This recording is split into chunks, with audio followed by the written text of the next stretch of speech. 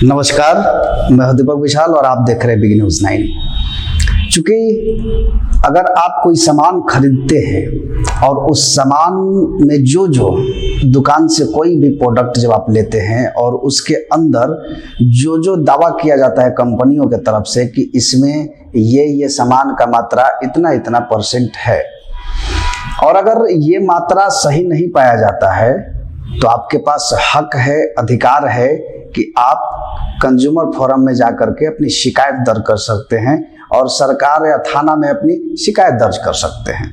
लेकिन क्योंकि राजनीतिक पार्टियों के साथ ऐसा कुछ नहीं है, आप देखेंगे कि जब भी चुनाव आएगा राजनीतिक पार्टियां जो है वो अपना एक मैनिफेस्टो बनाती है और उसी आधार पे जनता से वोट मांगती है कि आप हमें वोट दीजिए और हमारी कल्पना ये है, हमारा संकल्प ये है, हम इन सारी चीजों को लेकर के आपको ये काम करके देंगे। तो कहीं ना कहीं ये बातें जब कही जाती है राजनीतिक पॉलिटिकल पार्टियों के द्वारा, तो ये जनता उस पर भरोसा करती है और भरोसा करने के बाद उसे चुनाव में बहुमत देती है और उसे जिता करके सरकार बनाती है। लेकिन जब ये दावे जो उनके मैनिफेस्टो में है वो पूरा नहीं किया जाता है तो आप ठगा सा महसूस करते हैं। तो ये तमाम चीजें मैं इसलिए कह रहा हूं क्योंकि बंगाल में चुनाव है और इस चुनाव के दरमियान जो पार्टियां हैं वो अपना मैनिफेस्टो पेश कर रही हैं और लोगों को ये बता रही हैं कि हम अगर हमारी सरकार यहाँ आती है तो हम इस योजनाओं को इतने दिनों के अंदर, या ये हमारा योजना है जिसके तहत हम आपके पास वोट मांगने आए हैं और अगर आप वोट देकर हमें जिताते हैं तो इन योजनाओं को क्रियान्वित किया जाएगा। सावधान हो जाइए, क्योंकि ये एक बार फिर से आपको ठगने की जो साजिश है वो शुरू हो चुकी है। अगर आप वोटर हैं तो यकीन मानिए कि आपको हर रोज ठगा जाता है, हर चुनाव में ठगा जाता है और आप ठगाते भी हैं और उसके बाद आपके पास कोई चारा नहीं होता है। आप देश के लोकतंत्र में ऐसे नेता को चुनने की जहमत कर लेते हैं जो कि आपकी इन बातों को सुनने को भी तैयार नहीं होता है। अगर हम एग्जाम्पल के तौर पर ले लें, एक छोटे से लोकतंत्र का सबसे निचला हिस्सा कहा जाता है मुखिया।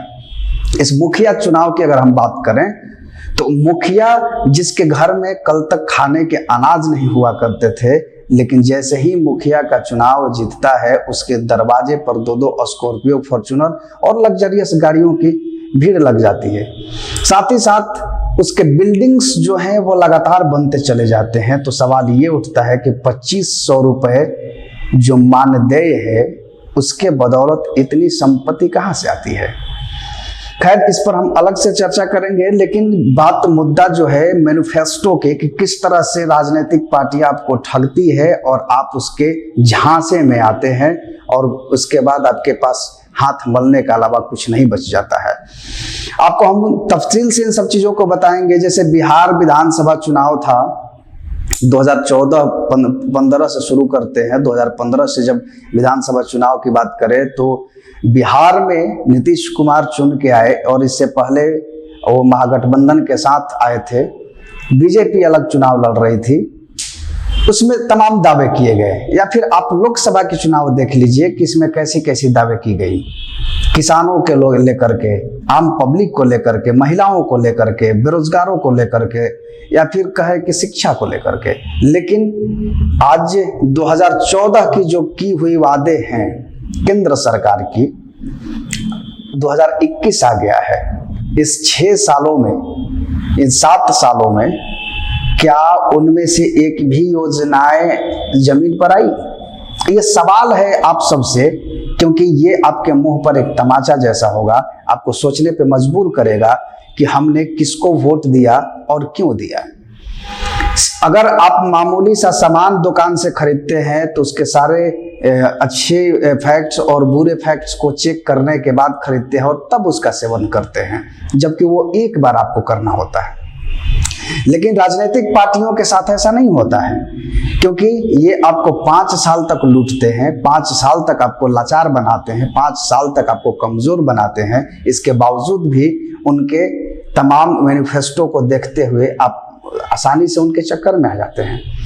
तो ध्यान देने की ये बात है कि 2014 से चुनाव से पहले जिस तरह के वादे किए गए, उसके बाद भी ये तमाम चुनाव में, जब से आज़ादी से लेकर आज तक की जितनी भी पार्टियां आई, उन्होंने जो वादे किए क्या उन्होंने पूरा किया?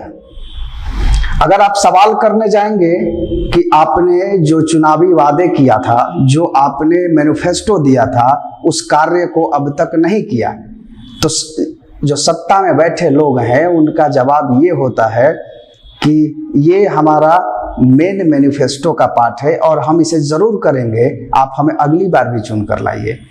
तो कुल मिलाकर बातें जो है वो सोना के अंडा देने वाली मुर्गी वाली हो जाती है कि आप रोज रोज उससे मूर्ख बने, हर बार उसे वोट दे, सिर्फ इस उम्मीद में कि अगली बार ये काम मेरे लिए हो सकता है, ये काम जनता के लिए हो सकता है, या ये पार्टी अगली बार विकास करेगी, हो सकता है इस बार नहीं की तो अगली बार करेगी। लेकिन ये आपका भ्रम है और इस जाल से आप बाहर निकलिए, क्योंकि जब आप एक बार इस जाल में फंस जाते हैं तो उम्मीद आपकी बंधी रहती है कि हम अगली बार शायद हो सकता है कि ये चीजें हो जाएं, अगली बार हो जाए। लेकिन अगर आप नजर डालेंगे जब पीछे की तरफ, तो आपके पास हाथ मलने के अलावा कुछ नहीं होगा, क्योंकि जो वादा आपसे किया गया था वो मात्र एक मजाक था। तो आप मजाक के पात्र हैं। अगर आप वोटर हैं तो आप मूर्ख हैं, अगर आप वोटर हैं तो आप मजाक के पात्र हैं, अगर आप वोटर हैं तो इस लोकतंत्र में सबसे दबे कुचले आपको समझा जाता है। क्योंकि एक दो कौड़ी का नेता जिसकी कोई औकात नहीं होती है, जो ना तो पढ़ा लिखा होता है और ना ही वो आपसे ज्यादा चालाक होता है, फिर भी आपको मूर्ख बनाता है और आप उसके झांसे में आते हैं और उसे जिता करके संसद भवन पहुंचाते हैं, विधानसभा पहुंचाते हैं, उसको मंत्री बनाते हैं और फिर दौर शुरू होता है उसके अपने तरक्की का। तो इस बार बंगाल में चुनाव है और हम बात इसलिए कर रहे हैं क्योंकि बंगाल के चुनाव में भी इस तरह की चीजें होने वाली है, हो रही है। लोगों को अलग अलग तरह के ऑफर दिए जा रहे हैं, लुभावने वादे किए जा रहे हैं, लेकिन आपको सोचना ये होगा कि क्या ये लुभावने वादे आज से पहले नहीं किया गया था? और आज से पहले अगर ये वादे किए गए थे तो उसे पूरा क्यों नहीं किया गया? और अगर वहां पूरा नहीं किया गया अदर दूसरे राज्यों में, तो फिर बंगाल में वो कैसे पूरा करेंगे? आपको मैं छोड़े जाता हूं इसी सवाल के साथ। आप अपने अंतर्मन में ये सवाल कीजिए और विचार कीजिए कि क्या ये जो राजनीतिक पार्टियां हैं वो आपको किस हद तक मूर्ख बना रही हैं और आप कितना सजग हैं एक शिक्षित वोटर के रूप में। तो अपने कीमती वोट का इस्तेमाल ऐसे जगह पर करें जो लोकतंत्र के साथ साथ आम पब्लिक की भी सम्मान करे। और ऐसे ही खबरों को देखने के लिए बिग न्यूज़ 9 के साथ बने रहें। दीजिए इजाजत, नमस्कार।